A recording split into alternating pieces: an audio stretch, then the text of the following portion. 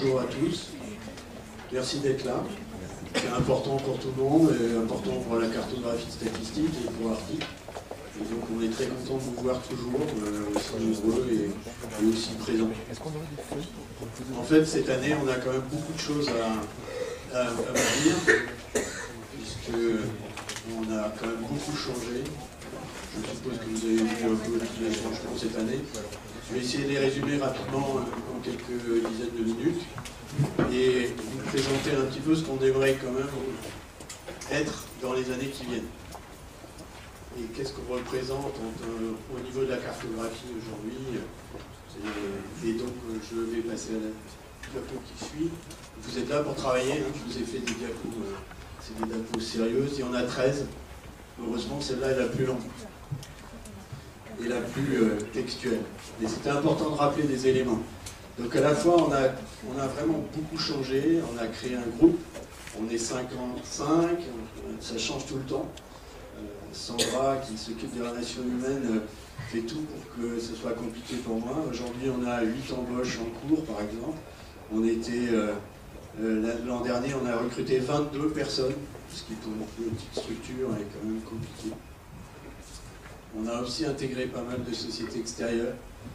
Et pour garder les marques tout en gardant l'esprit arctique, et j'y reviendrai tout à l'heure pour la croissance externe, on avait un vrai problème à résoudre.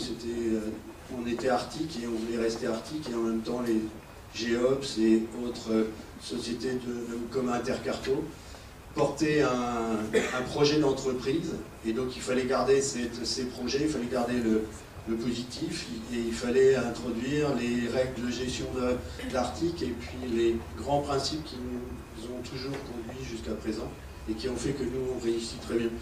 Donc du coup on a fait un groupe et on a essayé de garder toutes les qualités de chacun et de poursuivre par contre avec nos propres méthodes. Donc grosse croissance en 2010, hein, en interne, la croissance d'Arctic c'est quand même 40%, en croissance interne, c'est-à-dire sans parler des autres structures, c'est 40%, 45%, donc il faut quand même la gérer. Et c'est plus de 100% avec le groupe, donc vraiment une année exceptionnelle dont je remercie tous les salariés et les nouveaux comme les anciens. On a coutume en Aikido de saluer les gens qui démarrent avec nous après l'entraînement, quand on leur a appris des choses, parce qu'en fait l'œil nouveau et l'œil neuf, et même l'œil du débutant est justement parfaitement intéressant quand on a pris soin de faire attention au recrutement. Et les gens qui ont été recrutés, vraiment ils nous font tout à fait plaisir dans cette année. Donc on a aussi essayé de mettre un peu de, comment on va dire, de règles et d'armature à tout ça en faisant un comité de direction. On va retrouver Hélène Junin, bien sûr, la directrice générale, Christophe qui s'occupe de tout l'aspect technique, mais aussi Jérôme Guillot qui est monsieur Cartédonné, et Sandra Goujon qui s'occupe des relations humaines, parce qu'effectivement aujourd'hui on s'aperçoit que le groupe est porteur de valeurs, et ça c'est un vrai problème. Parce que les valeurs, ça ne se transmet pas facilement. Quand on achète une entreprise, par exemple, on s'en est aperçu, eh bien, c'est très très compliqué de faire passer ces valeurs dans une entreprise qui a elle-même ses habitudes. Et comme nous, on a une entreprise qui a beaucoup de principes et qu'on est construit là-dessus, du coup, c'est très compliqué de faire des croissances externes. Mais on peut le réussir quand même. Et donc on a aussi, dans un groupe, c'est ce qui est embêtant, on n'est plus une PME. Moi je suis un spécialiste des PME, j'ai vécu dans une PME, j'ai été élevé par des parents qui avaient une PME, donc bon, j'ai fait une carrière d'universitaire dans les PME, j'étais spécialiste des PME en France, et donc du coup j'ai recréé des PME à l'intérieur du tout petit groupe qu'on est, et j'ai quand même créé des PME à l'intérieur, avec en plus des managers que j'espère un jour être suffisamment autonomes pour éventuellement avoir leur PME un jour. C'est une petite idée comme ça. Et on a aussi mis en place un plan de la performance, parce qu'on y tient beaucoup, on pense que à chacun selon son travail, et à chacun selon la qualité de son travail. C'est de Marx, je ne suis pas marxiste, mais il a dit beaucoup de choses intéressantes. Par contre, de l'autre côté, tous les fondamentaux sont restés évidemment les mêmes, sinon on serait plus nous-mêmes. Et donc on a maintenu tous les grands principes, tous les éléments qui nous intéressent. Et le principal étant qu'on a tous envie de venir au boulot de matin. Et ça, chez nous, ceux qui n'ont plus envie de venir, ils ne viennent plus du tout. C'est très rare, ça n'arrive pas souvent. Donc on est aussi très libre vis-à-vis des financiers. J'ai en face de moi le président de la Chambre de commerce et l'ancien président de la Chambre de commerce. Très clairement, ils vont être d'accord avec moi pour dire que finalement, une entreprise, si elle est libre des financiers, on est quand même un peu plus à l'aise pour travailler. Très clairement, aujourd'hui, Arctic a des fonds propres qu'elle a constitués d'elle-même et qui lui appartiennent à elle-même. C'est-à-dire que j'ai de comptes à rendre à mes salariés, à moi-même, et puis c'est à peu près tout, quoi. Donc on est très libre. Et ça, c'est extrêmement important. Et la cote Banque de France que vous voyez là, pour ceux qui ne savent pas, hein, notamment les enseignants, etc., 3+, c'est un système très compliqué pour que tout le monde s'y perde, mais 3+, c'est pratiquement le maximum. C'est-à-dire qu'au-dessus, il y a 3++. Et là, on n'arrive plus qu'à trouver, avant peut-être la SNCF, si on enlève les dettes. Mais sinon, franchement, 3+, c'est le top, quoi. Et après, on redescend, c'est 3, 2... Alors non, c'est 3, 4, 5, 6, 7, 8, 9. Donc 9 étant pas bien du tout, quoi. Vraiment, là, c'est carrément foutu, c'est une entreprise qui, je crois, est en liquidation. Donc 3, c'est le maximum. Il n'y a pas de 2, il n'y a pas de 1. Donc c'est juste pour perturber. Et autrement, on a aussi travaillé beaucoup avec Oseo, et Oseo nous a accordé le statut nous a mis dans son réseau de gestionnaire d'entreprise, particulièrement distingué, puisqu'on n'est que 1500 sur 350 000 clients d'Oseo. Alors Oseo, c'est l'agence d'innovation en France. Et il y a quand même 2,5 millions de PME et 500 000 grandes sociétés, disons, françaises ou étrangères. Donc ça veut dire que faire partie d'un réseau où on n'est que 1500 sur les critères de qualité, c'est quand même intéressant. Voilà le groupe, pour que tout le monde comprenne. Je l'ai un peu scindé. Donc il y a l'éditeur Arctic, hein, donc il y a deux structures, une structure de vente et une structure de fabrication aujourd'hui. Et on a toute une partie qui est issue de Geops, qui est à Nantes, et donc c'est une société de services et d'études. Et Intercarto qui fabrique toutes les cartes, même celles qui n'existent pas encore, y compris pour le dessous des cartes d'Arte, n'est-ce pas? Et donc du coup, on commence à avoir une belle réputation. On est aussi avec des gens comme Hachette, etc., pour faire des livres scolaires. Et en même temps, pour les entreprises qui ont besoin de plans. Donc c'est de la fabrication de cartes. Et puis après, on a une agence, web agency interne, puisqu'on a au moins une quinzaine de sites, déjà rien pour Arctic, autour de notre société. Et bien sûr, donc le groupe qui est au-dessus. Les logos que vous avez commencé tous à voir, je crois, qui ont déjà été utilisés. Puis en fait, dedans, il y a des gens, donc les voilà, ils ne sont pas tous là, mais il y en a déjà certains. Et ça fait toujours plaisir de voir une équipe comme celle-là. En ordre de marche, ça donne ça, donc des éléments plus normatifs, c'est-à-dire voilà la force de vente, par exemple. Ici, c'est les gens qui font carte et données, qu'on verra tout à la fin. Et puis là, c'est donc toute la partie développement, le web. Et puis ici, c'est tous les géographes. Et là, donc, c'est la partie Apple. On a acquis une société qui est un éditeur, un spécialiste des arts graphiques dans le monde Apple, parce qu'on est quand même Apple depuis toujours. Ça, je pense que personne ici ne peut douter qu'on est Mac, mais pourtant on a des PC quand même. Et donc après, les services communs ici qui font partie du groupe. La croissance financière et la croissance heureusement, suivent la même courbe, ce qui est important. Mais en même temps, on voit bien qu'on est en train de préparer l'avenir et que la croissance, qui était déjà forte ici, parce que le graphique est quand même très aplati, il ne reste pas moins que c'est assez... 100% de croissance, c'est quand même quelque chose qu'on peut vivre un certain temps. Je ne sais pas combien de temps, mais c'est vraiment... ça met les... Ici en perspective, en rond proportionnel, hein, vous l'utilisez tous en carton. Je me suis dit, tiens, je vais le faire aussi pour le chiffre d'affaires pour voir un peu la différence. 2004, c'est quand on a changé de locaux, on est passé au Moulin des Roches. Donc ça a fait de l'effet. Et puis ici, c'est juste que Arctic, hein, c'est la croissance interne. Et donc avec la croissance interne, ça donne ça. Donc ça, c'est 2011. Avec tous les éléments. Donc pour vous dire qu'en quelques années, passer de là à là, c'est pas encore très grand, mais c'est assez compliqué. Alors pourquoi nous on réussit? J'ai cherché, hein, puis en fait j'ai été obligé de remonter petit à petit dans tous les éléments, et finalement j'ai trouvé ça, c'est franchement finalement des porteurs de sens. Si nous on a aujourd'hui une vraie différence que tous nos clients et prospects sentent dès qu'on a un rendez-vous, c'est qu'on est porteur de sens. D'abord, on est persuadé qu'effectivement, les idées ne viennent pas toutes seules. Il faut les accoucher. C'est l'organigramme créé par Jérôme Barthélémy, salut Jérôme, et qui a été inspiré. En plus, on a su s'inspirer aussi des meilleures pratiques. On en reparlera tout à l'heure. Il faut que donc chercher les idées, elles ne viennent pas toutes seules. Après, ces idées-là, quand vous les avez trouvées, il faut surtout en douter de leur... Si vous pensez que vous êtes le meilleur, là, il faut commencer tout de suite. Pourtant, c'est ce que je suis en train de faire ce matin. Je suis en train de vous expliquer qu'on est les plus bons, les meilleurs. Mais il n'empêche que les idées, tout de suite, il faut commencer. La première chose à faire, c'est en douter. Bon, ça, c'est Descartes. Mais c'est aussi Bachelard qui disait l'expérience première est source d'erreur. Il faut faire très attention à ce que vous voyez immédiatement qui a l'air d'être la meilleure réponse.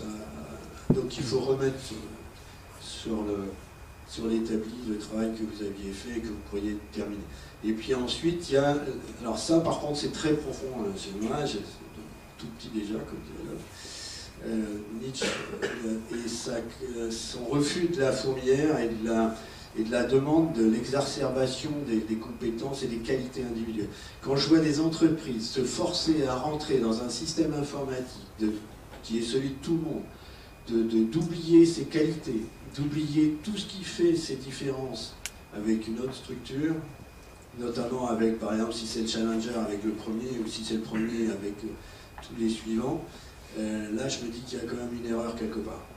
Il faut conserver ces avantages comparatifs. Et Arctic, c'est vraiment extraire ces avantages comparatifs et les montrer, et arriver à les faire comprendre aux autres, parce que comme c'est vos avantages comparatifs, c'est pas ceux de tout le monde, c'est donc pas la carte attendue, c'est donc pas ce que vous attendiez, c'est pas ce que tout le monde pense, c'est automatiquement ailleurs, et donc du coup ça se comprend pas si bien que ça. On en parlait avec Hervé Théry tout à l'heure, ce qu'on croit, on a tellement l'habitude d'en parler, c'est tellement chez vous que du coup vous ne le voyez plus. Et donc c'est très difficile à communiquer à d'autres, puisque donc ça paraît évident. D'ailleurs ce que je vous dis là, ça me paraît tellement évident que je me demande si c'est intéressant. Mais on verra tout à l'heure.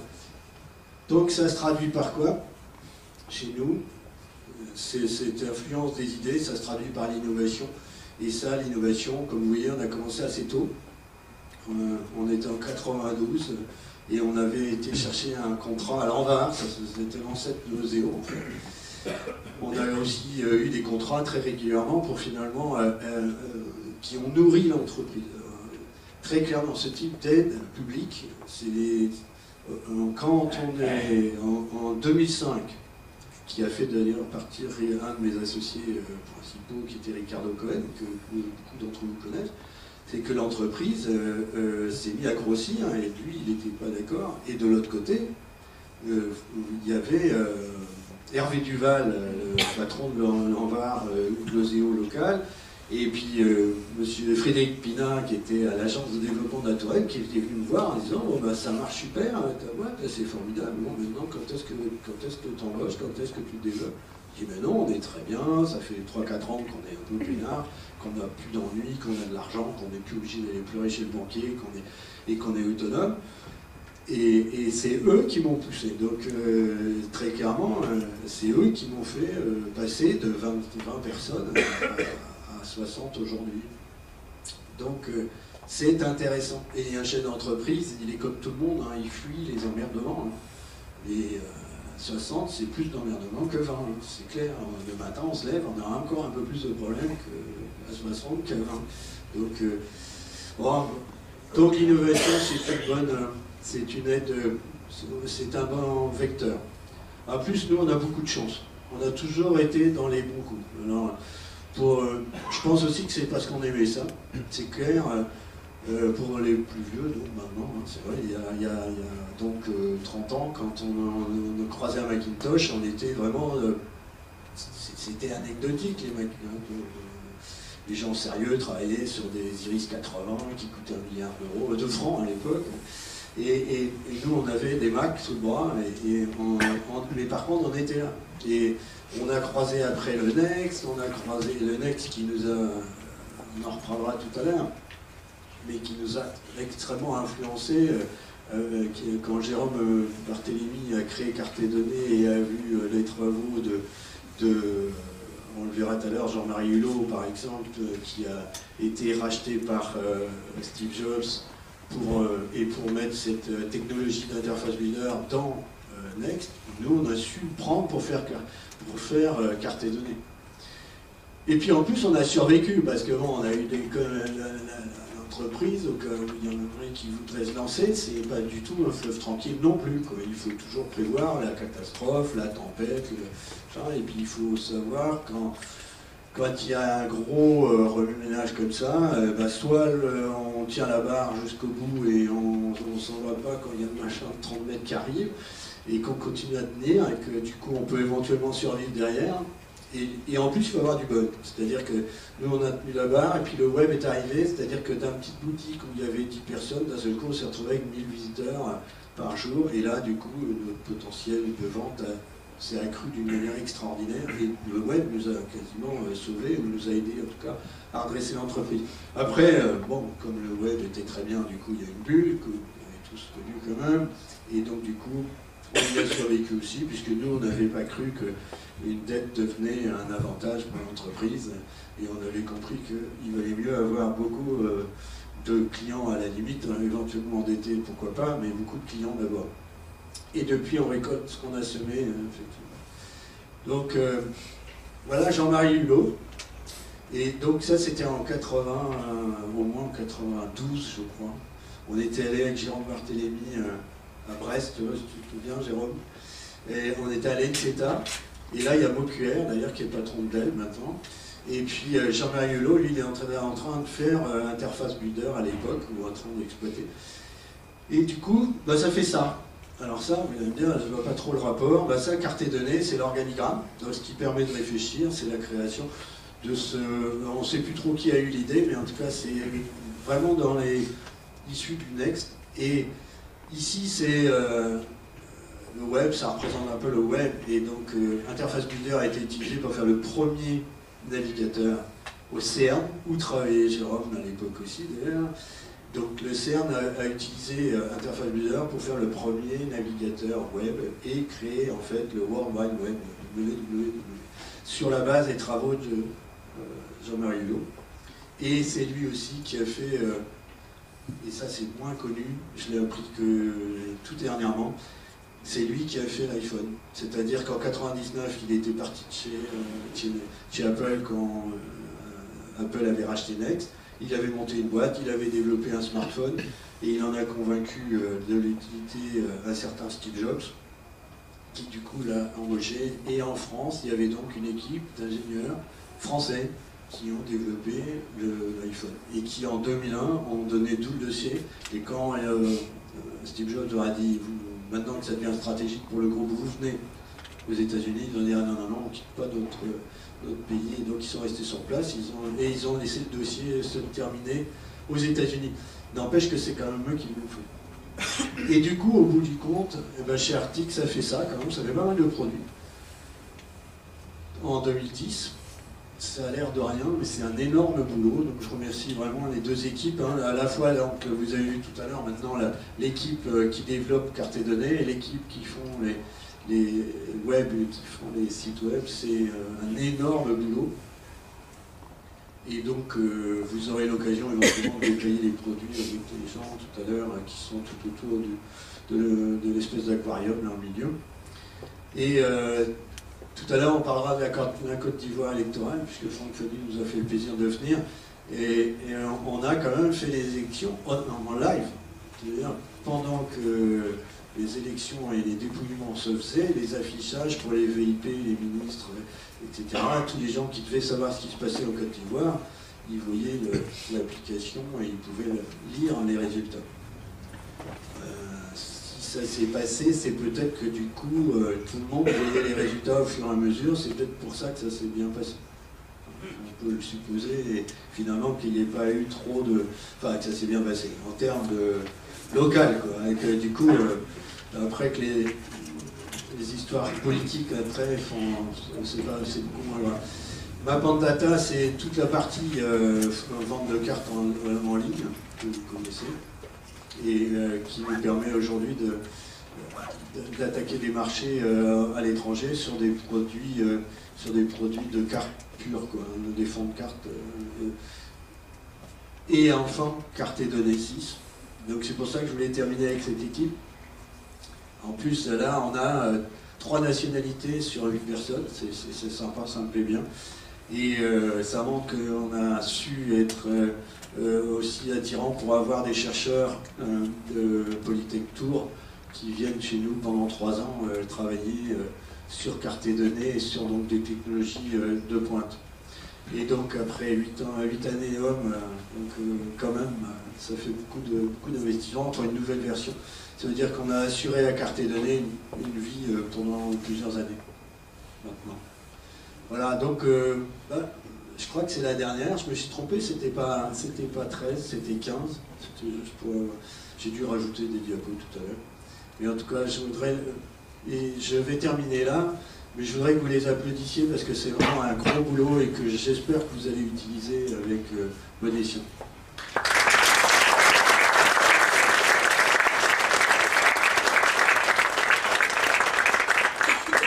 Maintenant, je vais donner la parole à quelqu'un qui est très important pour nous et qui est le président de la Chambre de commerce de Tours. Parce qu'il faut quand même qu'on ait un relais local et que pour qu'un tel congrès ne soit pas simplement une manifestation commerciale, et c'est ça qui nous intéresse, puisque c'était aussi pour ça qu'on l'avait fait, c'était pour que nous, on puisse voir et entendre des conférenciers qui nous passionnent. Et donc on l'avait fait pour les salariés d'abord, pour vous aussi. Et du coup, il est quand même important que cette manifestation-là soit reconnue localement et donc par les institutions. Serge, si tu veux bien. Donc, Monsieur Tabary. Je l'ai fait. Merci, Georges-Antoine. Évidemment, la Chambre de commerce devait être présente ce matin pour plusieurs raisons. Tout d'abord parce que depuis quelque temps déjà, elle accompagne les projets d'Arctic, et je salue à cette occasion mon prédécesseur, Roger Maudo, qui est présent ce matin pour assurer la continuité de notre soutien. Et je reprends évidemment le relais avec beaucoup de plaisir, sous 2 aspects. Le premier, c'est pour apporter un hommage à l'entrepreneur.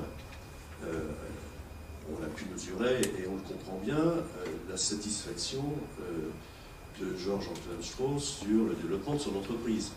Il a raison d'en être fier. C'était pas une entreprise facile à monter, aux confins d'éléments scientifiques tels que les mathématiques, les statistiques, auxquels on y ajoute un brin d'informatique et on passe tout ça sur le web.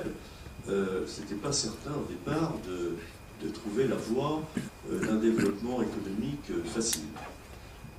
Et d'ailleurs facile, ça ne l'a pas été au début, et on a pu comprendre à travers une parole dite par le directeur avec quelques pudeurs, les difficultés du début. Et évidemment, je connais un petit peu Georges-Antoine, donc je sais, il a cité d'ailleurs son attachement à la Bretagne et au pays des tempêtes, mais je crois qu'il y a du granit dans cet homme-là, et il a su évidemment dépasser les difficultés du début et devenir au cours du temps un acteur national important dans la cartographie décisionnelle. Donc c'est une belle entreprise qu'on salue ce matin. C'est la première raison pour laquelle je souhaitais, tout nouvellement élu à la Chambre de commerce, être présent pour accompagner cette démarche. La deuxième raison, c'est évidemment pour saluer le congrès lui-même, parce que c'est le troisième congrès que Arctic organise. On aurait pu penser, et c'est toujours difficile de renouveler le genre, que l'intérêt puisse s'atténuer au cours du temps. Ce n'est pas le cas, et tu as su réunir aujourd'hui un certain nombre de spécialistes mondiaux dans le domaine de la cartographie décisionnelle, et on en est évidemment heureux. Alors, l'entreprise, elle se développe et elle s'appuie sur l'innovation. On l'a vu dans la présentation qui a été faite. La dernière marque, c'est évidemment la dernière version du logiciel fétiche, carte et données, qui fait que ce produit phare permet à Arctic d'être connu d'une très vaste et très brillante clientèle. Et donc pour la Touraine et pour la Chambre de commerce, c'est évidemment un plaisir de mettre en exergue à la fois l'entreprise elle-même, son directeur, ses équipes, et on est sensible, aussi bien Roger que moi, à l'aspect que tu as développé sur l'équipe dans une PME. C'est évidemment, et c'était mon propos de campagne pour la Chambre de commerce, de mettre en avant les hommes, parce que c'est la richesse première de nos entreprises, bien entendu. Sans cette capacité au développement, à la promotion et à l'épanouissement, les trois termes sont importants, de nos collaborateurs, il n'y a pas de progrès dans l'entreprise, et pas non plus de progrès humain. Et comme on y est attaché, je souhaitais aussi saluer cette volonté de ta part qui a été bien décrite. Enfin, il me revient d'ouvrir ce troisième congrès, donc c'est le troisième congrès de cartographie statistique, troisième congrès mondial, qui réunit des experts internationaux autour de toi, et vous allez vous intéresser à ce qui fait le fond de votre propos, c'est-à-dire la cartographie décisionnelle. Son application la plus courante, c'est le géodéterminisme, là, qui permet à la fois de s'intéresser aux analyses politiques, d'en évoquer une, aux analyses économiques, aux analyses sociologiques, aux analyses marketing, enfin autant de domaines qui feront l'objet, je pense, de communication, d'ateliers et d'échanges. Et je vous souhaite donc bonne journée autour des projets d'Arctic, autour des communications des uns et des autres, en espérant avoir le plaisir de pouvoir ouvrir peut-être le 4e congrès l'année prochaine. Merci à tous et bonne journée.